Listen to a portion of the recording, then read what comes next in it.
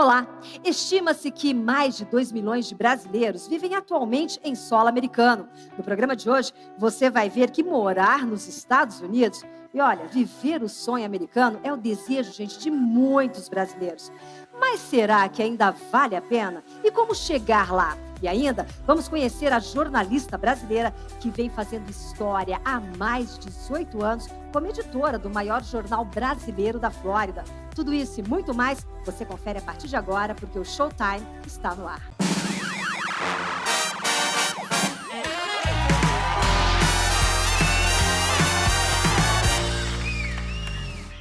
Quando pensamos em mudar de país, várias dúvidas vêm à mente.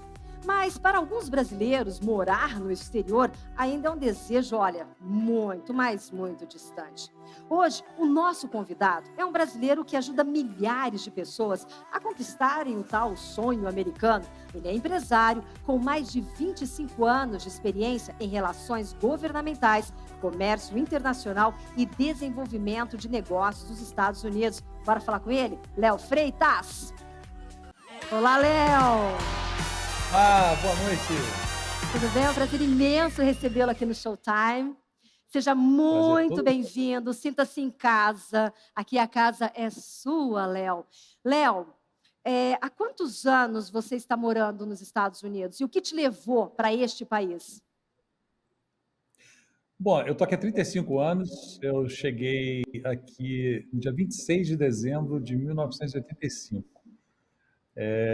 E vim com o intuito de estudar. Meu intuito era realmente fazer o intercâmbio e fiz o intercâmbio e foi o começo de um love affair, né? De um caso amoroso com os Estados Unidos que perdura esse tempo todo. Você é natural do Rio de Janeiro, Léo? Por ele sotaque, é natural do Rio? Eu nasci no Rio de Janeiro. Eu sempre falo para as pessoas, não use isso contra mim. Mas eu sou um carioca, né? Um carioca de Nova York, vamos botar assim. E quando você foi para os Estados Unidos, para qual estado? Qual foi o primeiro estado que você morou? Pensilvânia. Ok. E aí, de cara, Né? você já se apaixonou, você já pensou, não, eu quero ficar aqui e eu vou construir minha vida aqui. Mas tu era bem novo na época. E muitas Bem dúvidas novinho. passam pela cabeça de um jovem. Mas será que eu estou tomando a decisão certa? Mas muitas vezes, é como eu sempre comento, essa ousadia dessa juventude nos faz até falta numa determinada idade da vida. Fase da vida, para ser mais objetiva. Agora, Léo, quando você tomou essa decisão de realmente ficar, morar, o que você esperava? O que você entendia como tal sonho americano? Olha, foi uma decisão muito fácil para mim, porque a vida inteira, desde criança, eu fui alfabetizado em inglês numa escola britânica no Rio de Janeiro. Então, para mim, o idioma não era o problema. Era uma coisa natural para mim. Já tinha tido uma experiência internacional com a Europa, né? No caso da Suíça, mas e tinha, obviamente, já visitado os Estados Unidos algumas vezes, mas nunca pensei em efetivamente fazer dos Estados Unidos o meu lar definitivo. Não era aquilo que Uau! estava na minha mente naquele momento. E o tempo foi passando, eu fui estudando, fui terminando, fiz high school, fiz faculdade, e como era o meu intuito, na época, continuar lidando com a música, que era inicialmente a minha carreira. Eu já era um músico profissional com 15 anos de idade. Então, para mim, já começou a fazer sentido ficar num lugar que valorizava a arte muito mais do que o meu país de origem, né? E é interessante porque, além da música, você também é jornalista, você é piloto de avião. Eu nem sei identificar tantas coisas. Que o Léo, eu falo que o Léo é tudo. Eu falo, o Léo é tudo, então não tem como identificar. Mas, Léo, o que me chama a atenção quando a gente fala uma pessoa como você é um empreendedor, você é um homem de visão, você é um homem além do seu tempo. Porque é uma pessoa para entender tudo isso, todo esse mundo, que hoje você é um homem, você sim é um homem globalizado. porque hoje os seus negócios estão diversificados em vários países, tanto é que estamos falando para 196 países, e eu tenho certeza que um desses países, o Léo também tem negócios, deve estar chegando já na fase ali dos 196, mais ou menos. Mas, Léo, empreender, a sua tua vontade de empreender, isso vem com essa veia americana? São muitos anos já de Estados Unidos, porque o americano ele tem isso, ele tem essa visão de empreendedor. Isso veio daí? Veio do meu avô. Uau! Meu avô sempre motivou a gente a empreender e buscar o que a gente nosso objetivo de vida. Então, era uma coisa que ele sempre botou muito na nossa criação, que era importante a gente correr atrás daquilo que a gente achava importante, que era o nosso objetivo. E o ponto principal era o que ele sempre falava: você não pode pensar somente em riqueza para você, você tem que trazer um benefício para um terceiro, porque aquilo vai reverter em riqueza para você. Então, você não pode nunca pensar que o resultado do seu trabalho vai ser só para você. Vai ser o resultado para você e para um terceiro. Então, se você pensando dessa forma, você vai sempre estar trazendo benefício ao terceiro. E isso é uma coisa que sempre me ajudou muito, em altos, em baixos, em tudo, porque ser empresário no mundo é a coisa mais difícil É do ver mundo. é verdade. E eu posso dizer para você, viu, Léo, empresário no Brasil sofre bastante, viu, meu querido? Você sabe disso também, né? Eu Empresário sei, eu no tenho empresa Brasil, no Brasil, eu a sei gente como é que é isso. a gente chora bastante, mas o que me chamou a atenção é justamente o fato que esse aprendizado que o seu avô, esse legado que o seu avô te deixou, é justamente o fato que você aplica hoje nas suas empresas. Porque o que você faz? Você ajuda pessoas. Mesmo sendo um negócio, Léo, você realiza sonhos. Porque quando uma pessoa, gente, ela pensa, eu vou migrar para um país determinado. Você faz o quê? Você tem que buscar uma empresa que vai te auxiliar em todo este processo. Esse é um ponto. Segundo ponto, é importante que essa empresa que vai te auxiliar tenha conhecimento para que possa te dar as informações corretas, para que você possa percorrer o caminho e realizar o seu sonho da forma certa. Esse é outro ponto. Agora, quando você consegue reunir tudo isso com bons profissionais, você consegue ter êxito. Léo, não é fácil migrar. Existem hoje nos Estados Unidos 1 zilhão de tipos de vistos. Eu não vou ficar te perguntando negócio de vistos, mas existem 1 zilhão 187. de... existe 1 milhão de vistos ali. 187. Cada caso é um caso, gente. Seu caso é o caso do outro é o caso. Então, depende muito cada caso. O mais importante, né, Léo, é você migrar da forma correta. É você fazer a coisa certa. É você trabalhar a sua ansiedade e fazer a coisa certa. Você comentou recentemente uma coisa que me chamou muita atenção: Dubai. Como está muito mais fácil migrar para Dubai. Por quê, Léo? O governo dos Emirados Árabes ele sempre posicionou como sendo um país de facilidade, né? Ele sempre despontou em várias frentes do mundo e começou a sempre ser o objetivo maior das pessoas de Dubai, dos Emirados Árabes, é ser um grande hub de negócios, um grande hub de facilitação de trabalho e facilitação inclusive de imigração para o Oriente Médio, que oferece uma série de vantagens, principalmente tributárias. Hoje, o melhor paraíso fiscal para você morar no mundo é Dubai, porque você tem, inclusive, condição de ser um cidadão, e é o único país do Oriente Médio que te dá a nacionalidade, seja por investimento, seja por mérito, seja por várias maneiras diferentes. Ele te dá condição de você se tornar um cidadão daquele país e ter o direito de morar permanentemente. E isso é uma coisa fantástica. Hoje, por exemplo, apenas o total de residentes permanentes, que tem residência permanente nos Emirados Árabes Unidos, são 93 pessoas. Eu sou uma delas. Então, e é difícil, porque quem te dá residência permanente é o sheik, não é qualquer um. Então, Exatamente. é difícil pra caramba. Então, assim, para ter esse direito, você tem que ter um feito extraordinário, tem que ter um interesse específico para ser atendido dessa forma. A residência temporária é aberta para todo mundo, tá? Mas para você se tornar um cidadão, hoje, foi inclusive a partir do meados de fevereiro, começou a ficar mais fácil porque eles abriram essa condição já para todo mundo. Então, hoje você tem condição fazer o seu pedido de residência permanente e, posteriormente, o pedido de cidadania para os Emirados Árabes, que é o maior paraíso fiscal que tem no mundo. E é um lugar muito bacana de se morar, eu acho fantástico, tem tudo de moderno, tem tudo de avançado, tem uma medicina super moderna, tem as escolas que são excelentes e você ganha muito bem morando em Dubai. E é interessante isso que eu falo, gente, a informação, eu acho que é tudo, né?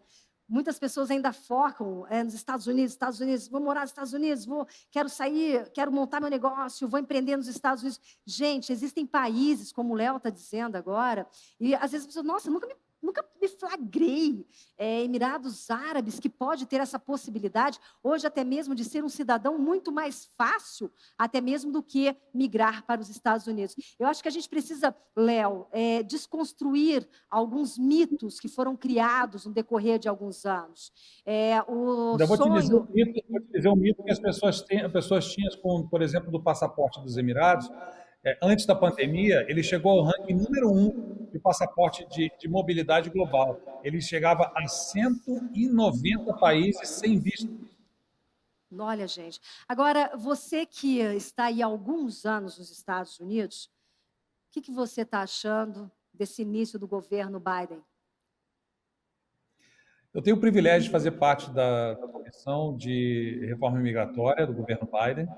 É um comitê que realmente ajuda a Casa Branca a formular novas políticas migratórias, e é composto por 16 membros, que são membros de todos os feitios e qualidades, empresários, donos de escritórios de advocacia migratória, pessoas de empresas Fortune 500, enfim, tem de todos os meios. Mas o que vale a pena você entender sobre esse comitê é que existe a intenção de tornar a imigração cada vez mais desburocratizada, de uma forma que seja cada vez mais fácil para as pessoas buscarem um dos 187 tipos de vistos que existem para os Estados Unidos. E hoje em dia, na administração Biden, a coisa está muito mais flexível e muito mais pró-imigrante do que, obviamente, na administração Trump.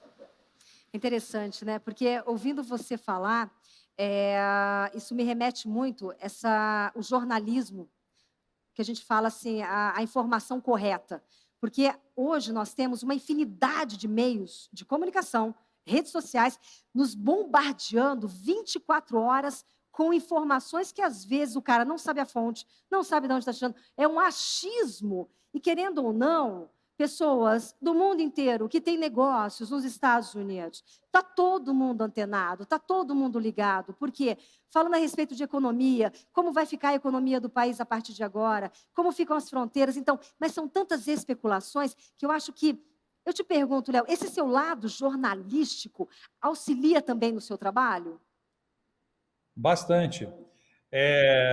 Como jornalista, inclusive, eu tenho acesso a bastante informação e, obviamente, tendo sido um membro do Departamento de Segurança Nacional durante 15 anos, ter sido um agente federal aqui nos Estados Unidos, me ajuda bastante em termos de mobilidade e conhecimento, né? Então, isso me ajuda a ter acesso à informação de uma forma um pouco mais fidedigna, e não de informação privilegiada, mas informação fidedigna, diretamente da fonte, para que a gente possa realmente passar isso para a população de uma forma sem filtro e completamente esmiuçada, para que a gente possa trazer informação que não seja fake news. Eu já vejo muitos meios de comunicação que promovem, principalmente para a comunidade brasileira no exterior, uma série de fake news que, na verdade, então, isso me incomoda bastante, então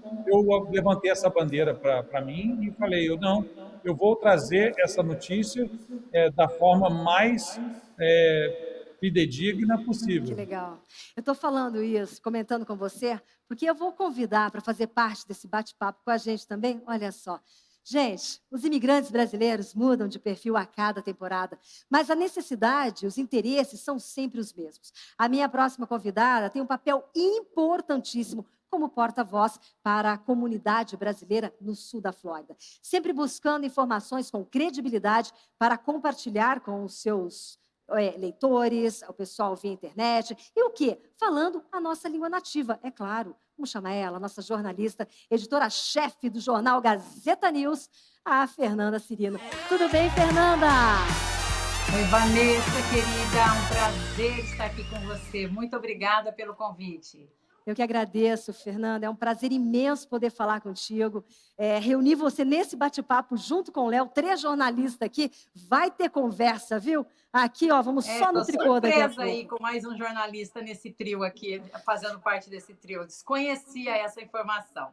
Fernanda, você foi muito cedo também para os Estados Unidos. Você foi com que idade? Quase uma criança, por volta dos meus 20.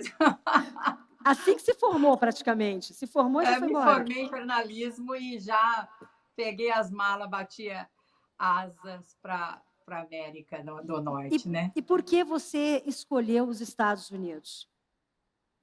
Bom, a afinidade com o brasileiro, né, desde a nossa influência que nós temos, desde adolescente, né, a música, o idioma e toda aquela, né, ilusão que todo brasileiro sempre teve com os Estados Unidos. Eu fui mais uma que quis conhecer melhor depois do meu estudo e desbravar aqui.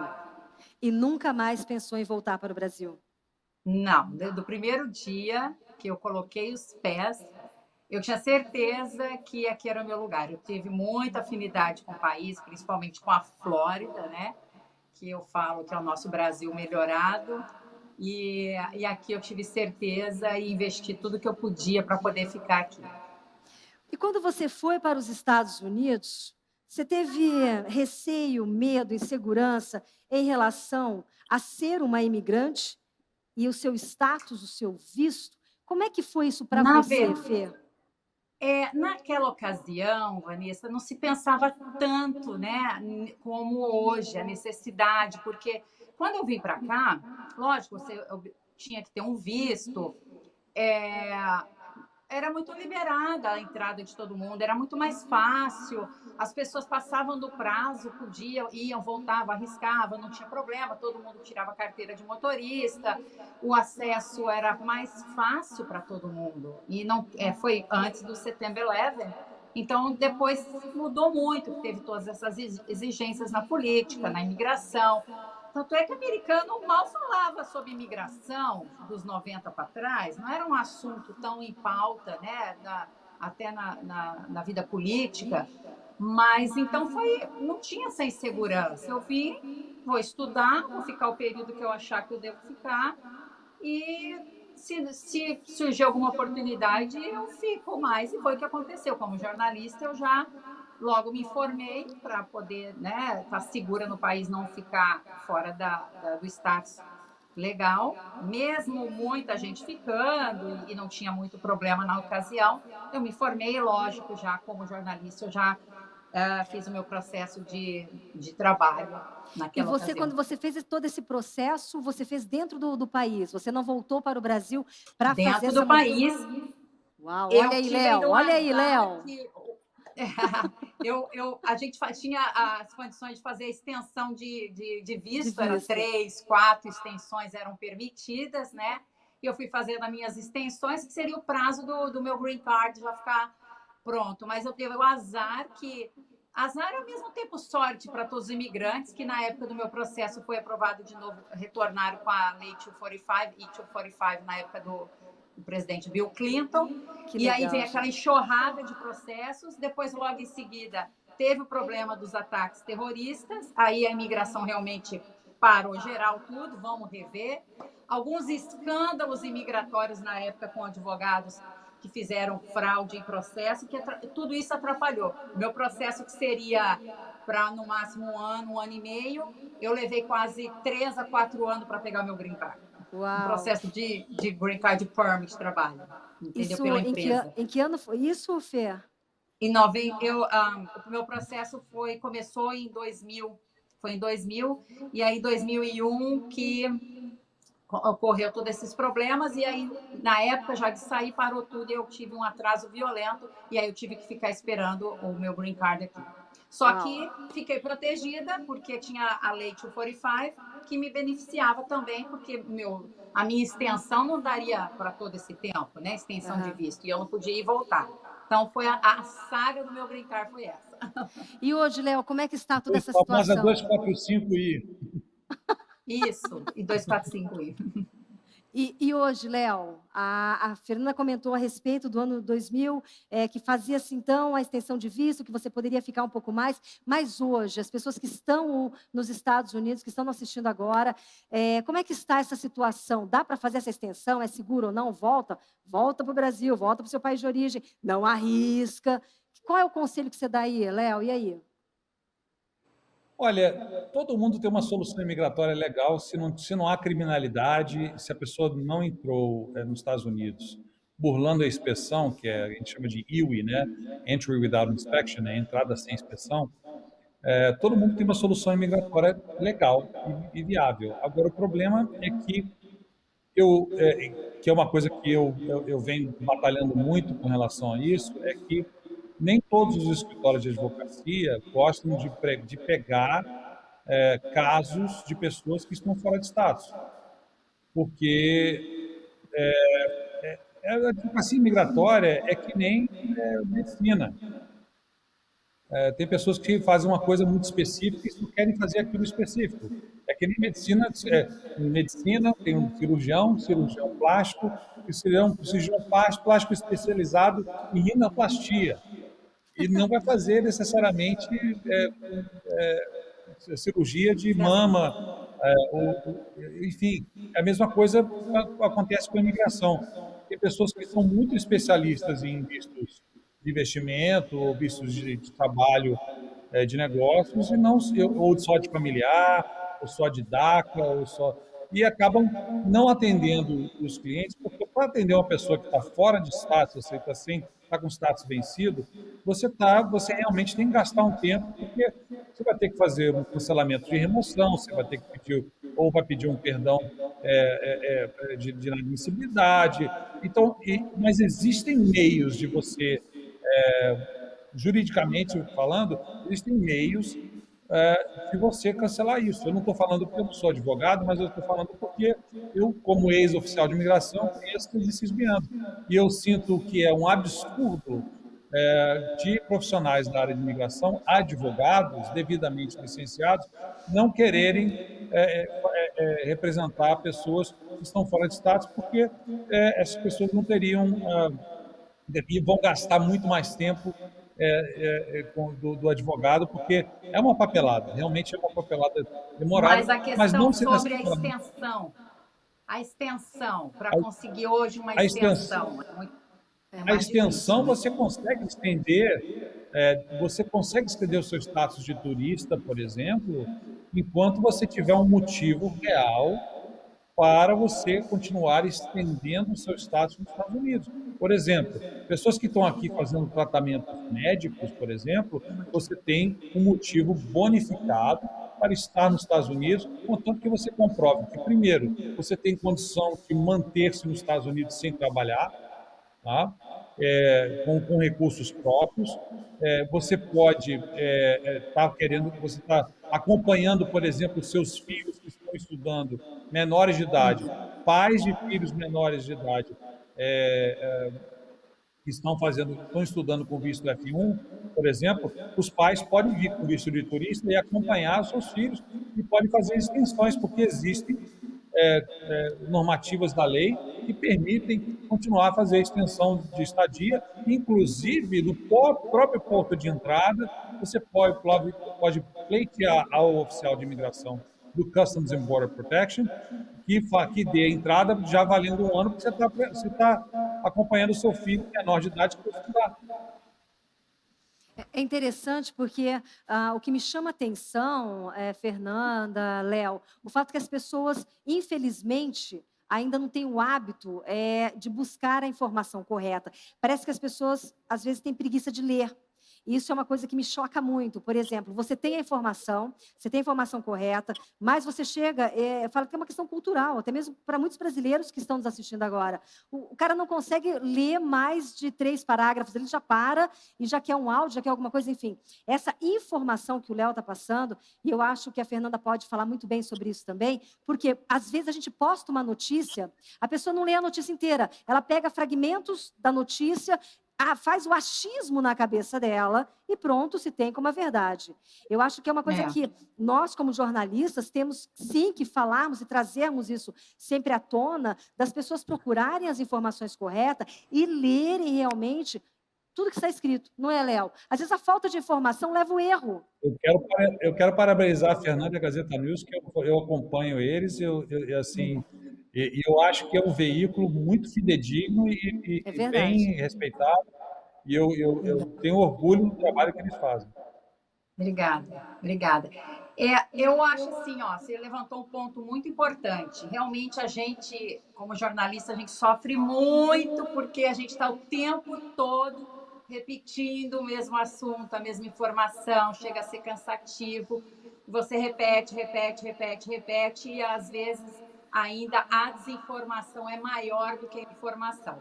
Culpa parte da pessoa que não se interessa ou que não lê exatamente tudo, porque você não pode resumir, não dá para você resumir várias informações em apenas um título. O título é o produto que a gente vende para te prender, lógico, para chamar a sua atenção, mas as pessoas se baseiam às vezes no título. Né? Mas um motivo também que eu vejo essa desinformação, que não é nem culpa tanto da população, é o excesso de informantes, é o excesso de exports, o excesso de, sabe, de pessoas que se intitulam, né, ou influenciadores, ou apresentadores, ou jornalistas, que isso mexe muito com o ego das pessoas, né? As pessoas gostam de dar informação, as pessoas gostam de se posicionar como um informante. De ser o primeiro de ter informação de tudo. Verdade.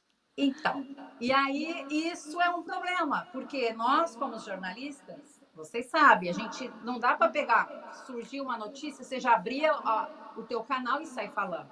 Tem que investigar, tem que pegar informação, tem que ter certeza, tem que mais que ter certeza, montar tudo e levar a formação. As pessoas não, elas já querem dar notícia, pega de qualquer canto, ou não entende direito, ou traduzem algum artigo que é emitido, uma ordem executiva que é emitida, que às vezes até para a gente jornalista é difícil de entender e traduzir a linguagem, né? E esse excesso de pessoas informando acaba confundindo as pessoas. Entendeu? Mas é bem isso. Eu acho tão bacana, Fernanda, aqui o Léo fala uma coisa que me chama a atenção, é o fato. Todas as vezes que se eu for responder se vai abrir a fronteira ou não, cobrar $1, milionário, né, Léo? Eu também, viu? Eu também. Você também, né, Fernanda? Vai abrir a fronteira? Vai abrir a fronteira? $1. Manda um vai abrir a fronteira. $1 milhão. Essa informação vale. Eu posso falar um pouco sobre isso. Eu acho que assim, se a gente parar para pensar o que o governo americano está fazendo hoje em dia. A administração do Biden está vacinando a população em massa, está em fases em alguns estados e já está liberado para todos em alguns estados. E uma vez que essa campanha de vacinação se conclua, que o objetivo da administração Biden é dar um 4 de julho extremamente liberto dessa pandemia para todos nós americanos. O que vai acontecer mesmo vai depender muito dessa vacinação em massa, e uma vez que a população americana esteja imunizada, obviamente, independente de como vai estar a pandemia num lugar ou outro, a gente estando imunizado, eu, por exemplo, já tomei a minha vacina, então, assim, já a população vai estar bem a salvo, pelo menos em sua grande parte, porque a vacina não é eficaz 100%, não existe vacina eficaz 100%. Então, a população vai estar pelo menos um pouco mais salvaguardada em relação a outros países. Então, aí dá para abrir a fronteira. E é até É, interessante aproveitar essa deixa que o Léo está falando aí. Fernanda, falar um pouquinho a respeito da economia, pessoas que têm empresas hoje nos Estados Unidos, o Léo também, que trabalha muito com isso, com empresas, enfim. É importante que existe muita especulação em relação a como vai se dar todo esse processo de retomada dessa economia. Porque a gente tem como base os Estados Unidos, muitas especulações, que vai demorar, que quanto tempo, como isso tudo vai proceder. Vocês que estão aí, o que vocês podem dizer em relação à economia dos Estados Unidos, essa retomada da economia? Na minha opinião e versão de tempo que vivi aqui, primeiro o governo injetou muito dinheiro nas companhias que legal. Né, sobrevivem e que passam por essa dificuldade, que foram as mais afetadas, como no turismo, aviação, indústria. Injetou muito dinheiro, muito bilhões de dinheiro, né? Vejo muitas empresas aí se segurando com a ajuda do governo. Os Estados Unidos é um país que está sempre em recomeço, né? Pelo período que eu estou aqui, a gente já passou em muitas outras crises. Lógico, isso é uma crise que está sendo mundial, mas eu acredito na recuperação da economia, não tão rápida, porque não é fácil, nenhuma crise se recupera fácil, né? Mas é uma potência, né? Esse país é uma potência, não é questão apenas da estrutura do governo, mas também a máquina não para de girar. E eu acho que agora, devido à imunização em massa, que está bem adiantada até, né? Está bem rápida, vai trazer de volta, né, o circuito, a questão do turismo aos poucos vai retornando. Então, eu acredito que não leva muito tempo para a gente conseguir recuperar o perdido, porque ainda nós não estamos tão ruins, né, como imaginávamos que estaríamos. Essa é a minha visão. Exatamente. Léo? Acho que a Fernanda falou muito bem sobre tudo o que está acontecendo aqui nesse momento. Uma coisa que eu vou adicionar é que a segunda injeção de dinheiro, que foi 1,9 trilhões de dólares na economia americana recentemente, aprovados pelo presidente Biden, depois de ter sido aprovado no Congresso, isso já está vindo para a população. Então, essa injeção financeira e ajudas de empresas pequenas, médias, grandes e etc., isso está trazendo uma injeção de ânimo muito grande na economia americana, o que, infelizmente, não acontece em vários países por aí, inclusive o Brasil.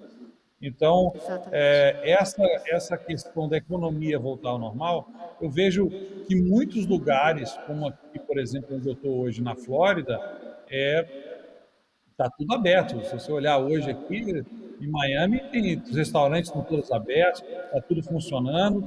Lógico, não está ao mesmo vapor que antes, mas eu vou dizer para você que ninguém pode reclamar de mesa vazia, porque tem restaurante aqui com mesa cheia total. Isso aqui não é problema. O supermercado está cheio, não tem falta de alimento, não tem falta de produto, não tem falta de nada. Então, assim, e tem trabalho se você sobrando, comparar... está faltando gente para E trabalhar. tem isso, né? Tem trabalho, tem muita posição aberta e o que não falta realmente é oportunidade. Agora, não tá, nos Estados Unidos você não tem como reclamar, porque também é o único país do mundo que você sai de casa sem um centavo no bolso e pelo menos você volta com 20 dólares de lavado no carro.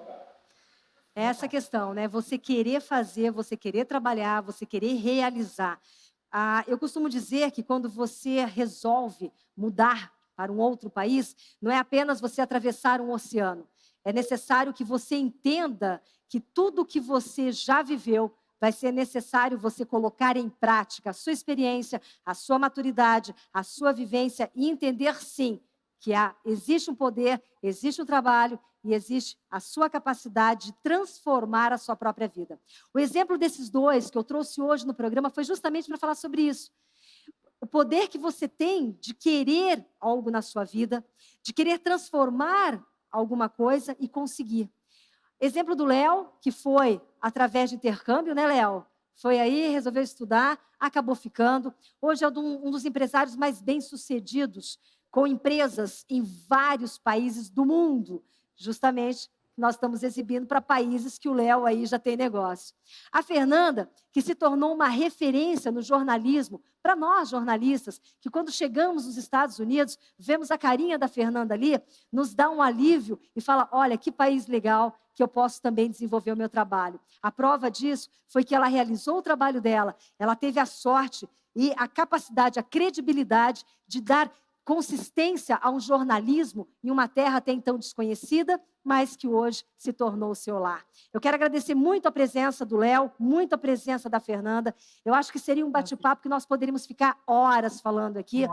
3 jornalistas unidos, conversando, batendo papo, e é conversa que não para nunca. Obrigada, Léo. Obrigada, Fê.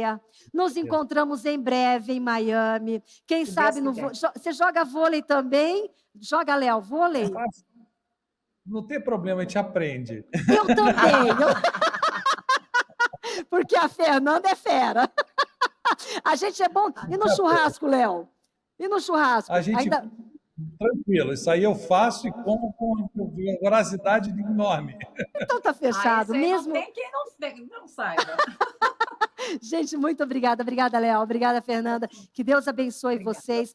Muito obrigada pelo trabalho que vocês realizam e levando para as pessoas essas informações que são tão preciosas para nós que estamos em outros países também. Que Deus abençoe vocês. Adorei nosso bate-papo. Hoje eu fico por aqui. Obrigada pela sua companhia. Nos vemos no próximo programa. Tchau.